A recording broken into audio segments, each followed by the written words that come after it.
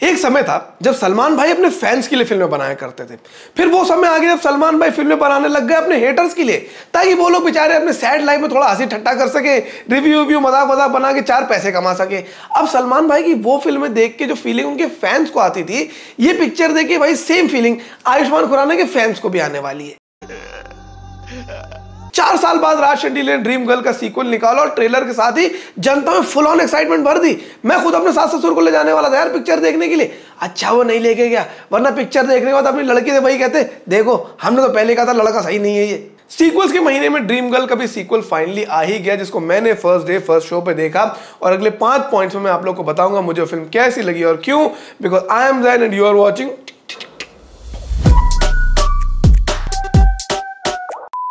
हमारे देश की एक अजीब सी विडंबना है कि जब लड़कियां लड़कों की तरह बिहेव करती हैं तो हमें गुस्सा आता है, और जब लड़के लड़कियों की तरह बिहेव करते हैं तो हमें हंसी आती है।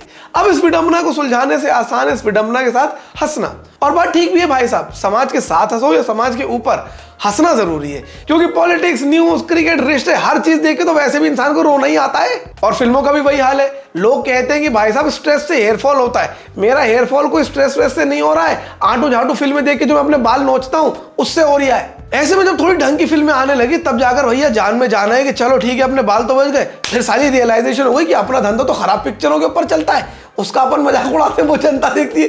अच्छी फिल्में आने लग गई तो अपने धंधे को क्या हुआ। कोई बात नहीं, ईद पे सलमान भाई तो आ ही जाएंगे पिक्चर लेके। खैर ऐसे में एक मिक्स बैग टाइप की फिल्म आई ड्रीम गर्ल 2, जिसके बारे में हम डिस्कस करने जा रहे हैं। और सबसे पहले शुरुआत करते हैं फिल्म के पॉइंट नंबर 1, यानी कि the plot of the film से। फिल्म का प्लॉट जो आपको ट्रेलर में दिखाया था, मोटा मोटा प्लॉट वही है। आयुष्मान खुराना हमारे पड़ोसियों की तरह है, अपना खर्चा चल नहीं रहा और जो बाप ने लोन ले रखा है वो और सरदर्द बना हुआ है। इसी चक्कर में भैया जगह जगह जाके जो जनता कहती वैसे नाचना पड़ता है। खैर इस बार उनको इश्क हो जाता है अनन्या पांडे से। नुसरत भरूचा का क्या हुआ इसके बारे में उतनी क्लैरिटी है जितने मेरी जनता को है why did Zain leave mens XP पर।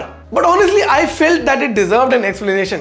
मैं अपनी बात नहीं कर रहा हूँ, नुसरत भरूचा क्यों गई इस पिक्चर से उसके बारे में बात कर रहा हूँ, क्योंकि पूरा का पूरा एनवायरनमेंट सेम है, सेंट्रल कैरेक्टर सेम है, बस एक नुसरत भरूचा हट गए, उनकी जगह अनन्या पांडे आ गई हैं। खैर अनन्या पांडे से उनका इश्क चल रहा होता है और अनन्या पांडे के पापा शर्त रख देते हैं कि पहले तो अपना लोन उतारो और 6 महीने के अंदर 25 लाख रुपए कमाओ। 25 लाख रुपए 6 महीने के अंदर का मतलब है 4.3 लाख रुपीस की इन हैंड सैलरी।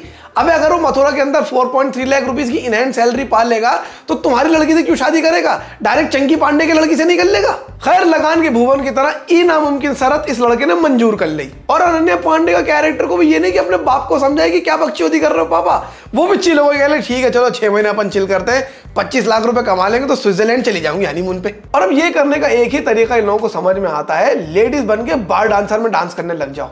और एग्जैक्टली वही करते हैं। और हमारे देश के लॉन्डो की हालत तो आपको पता ही है, लड़की देखी नहीं ग्रीन पिच पे इंडियन बैटिंग लाइनअप की तरह एकदम फ्लैट हो जाते हैं। जितने भी लड़कों से आयुष्मान खुराना लड़की बन के मिलते हैं सबको सालों को उनसे प्यार हो जाता है, और वहां से शुरू होती है एक never ending confusing comedy of errors. Plot simple सा है लेकिन उससे जो कंफ्यूजन क्रिएट होती है वो काफी ज्यादा वाइल्ड और एंटरटेनिंग है। There is a sense of Priyadarshan like storyline here. हर कैरेक्टर आपस में उलझा हुआ है और वो सब देख के काफी मजा आता है। लेकिन कई जगह आपको ये भी लगेगा कि कुछ चीजें बहुत ही रैंडम हो गई, मतलब वैसे हिसाब होगा कि अरे आज अनन्या पांडे आई, चलो ठीक है इनको लगा दो अभिषेक बैनर्जी वाले सीन के साथ। आज कौन है, अनु कपूर, अरे ठीक है उनको लगा दो सीमा पावा के साथ। कुछ चीजें बहुत ज्यादा रैंडम हो जाती हैं, बट अदरवाइज प्लॉट काफी इंटरेस्टिंग है और जो कॉमेडी ऑफ एरर्स एक बन के तैयार होती है उसको देख के जनता को काफी मजा आने वाला है। Point number 2, the casting and the performance of the film. अब टीम की सिलेक्शन जैसी भी हो रही हो वो हो रही हो, लेकिन यहाँ पर कास्ट की सिलेक्शन एकदम बेहतरीन बढ़िया करी गई है। Ayushmann Khurrana, Ananya Panday, Abhishek Banerjee, Vijay Raaz, Paresh Rawal, Seema Pahwa, Rajpal Yadav and of course Annu Kapoor. Casting काफी स्टेलर करी हुई है और इतने सारे अच्छे कॉमिक एक्टर्स को एक साथ देख के मजा आता है। परफॉर्मेंसेस की अगर बात करूं, as a fan of Ayushmann Khurrana I felt that this was his worst performance ever. Internet पे उनकी बहुत तारीफें हो रही हैं कि Ayushmann Khurrana can do anything, Ayushmann Khurrana has done it very well again.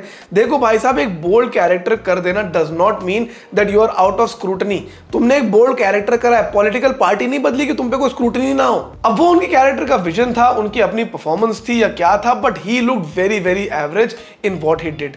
Often times I felt bad for seeing Ayushmann Khurrana in state like this because we know that he is a very good actor और यहां पर उनके कैरेक्टर से कुछ भी अच्छा निकल कर नहीं आया. If I were to rank Ayushmann खुराना's performances, I would really rank this amongst the bottom performances that he has done. Ananya Panday का तो कोई कैरेक्टर है ही नहीं इस पिक्चर के अंदर. किसी को भी ले सकते थे उस कैरेक्टर के लिए. भाई मुझे ही ले लेते.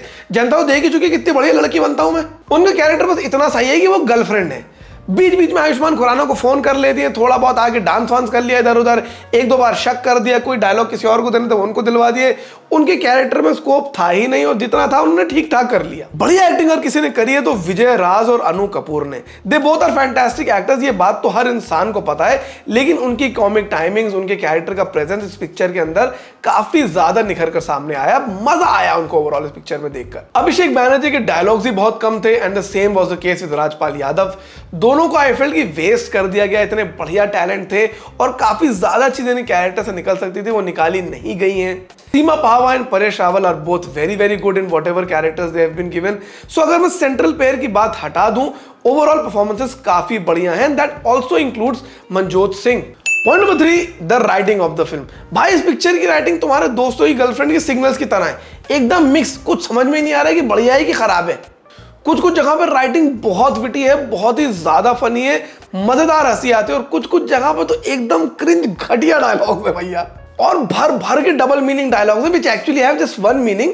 मैं तो पिक्चर देख के ये हो रहा था, मैंने कहा भाई मैं ये क्या देख रहा हूं, पिक्चर देखने आया हूं कि राउंड टू हेल के स्केचेस देख रहा हूं मैं. और कुछ जगह तो सेक्सुअल पंस वैसे ही हैं भैया, जैसे शादी पार्टियों में कोई अंकल दारू पी के अपने थाईलैंड के किस्से सुनाने लगे. बिल्कुल वैसे ही क्रिंज हो जाता है सब देखकर. I will give you an example. एक जगह पर आयुष्मान खुराना का संतरा गिर जाता है तो आयुष्मान खुराना रेस्टोरेंट में वेटर से जाके बोलते हैं कि एक संतरा ले आओ. वेटर कहता है मैम संतरा तो नहीं है, तरबूज ले आऊं. आयुष्मान खुराना कहते हैं तरबूज कैसे, कुछ छोटा नहीं है. कहते सर छोटे में फिर अंगूर है. वो कहते नहीं अंगूर के अलावा कुछ. कहते सर फिर केला है. मैंने कहा अरे यार. और ट्रेलर में भी वही सब है वैसे कि वो बोलते हैं गाना बजाना तो ठीक है, कहीं उन्होंने बजाने को बोल दिया तो मैं क्या करूंगी. अभी क्या छिछोरबंदी चल रही है यार ये. अब इस बकचोदी को बहुत से लोग फैमिली एंटरटेनर भी बता रहे हैं. देखो उस पर तो मैं खैर ज्यादा कमेंट नहीं करता हूं because it also depends from family to family कि आपकी क्या सेंसिटिविटी है फैमिली के अराउंड. लेकिन मैं थोड़ा बहुत तो अनकंफर्टेबल हो जाऊंगा ऐसे डबल मीनिंग डायलॉग सुन के फैमिली के बीच में, पर्सनली स्पीकिंग. बट इस तरह के कई अजीब क्रिंज पंस पूरे तरह पिक्चर में भरे हुए हैं, लेकिन जनता को भाई साहब बहुत हंसी आती है ऐसी बातों पे. मेरी साइड वाली बहन तो ऐसे खिल के हंस रही जैसे पिक्चर नहीं देख रही हो, शुभमन गिल का रिश्ता आ गया उसके लिए, गिरी जा रही है भाई साहब इधर उधर. मैंने कहा वैसे देखा जाए दोस्तों यारों के साथ आप जाएंगे तो आपको इस बीसी पर हंसी आएगी, फैमिली के साथ थोड़ा सा शायद आप अनकंफर्टेबल हो जाएं, लेकिन ओवरऑल जनता को काफी ज्यादा मजा आ रहा है इस पिक्चर के अंदर. और कुछ जगह पर एक्चुअली बहुत फनी चीजें भी हैं. मतलब मुझे खुद बहुत ज्यादा हंसी है और कुछ जगह पर खुद बहुत ज्यादा क्रिंज और अनकंफर्टेबल हो गया. So like I said mixed bag है. Point number 4, the pace of the film. जो बात है सो फैक्ट है, पिक्चर के अंदर पेस बहुत ही बढ़िया पकड़ी गई है. कोई भी कैरेक्टर लंबे डायलॉग नहीं मार रहा है, लंबे सीन्स नहीं है, सीन्स छोटे हैं, कैरेक्टर्स अपनी बात जल्दी से खत्म कर रहे हैं, सीन्स के अंदर कटिंग बहुत तेज हो रही है और एक के बाद एक सीन आते चले जा रहे हैं which keeps you very gripped in the entire film. हाँ बस गाने जहां पर आते हैं वहां आपको लगता है कि ये बेकार गाने अगर स्किप कर दे तो बात अलग थी, बट ओवरऑल फिल्म की पेस इस तरह से बनाई गई है that it keeps you gripped till the end. Point number 5, the music of the film. मेरे दिल का टेलीफोन बजे रिंग रिंग रारा रिंग, इसके अलावा कोई भी गाना बढ़िया नहीं है.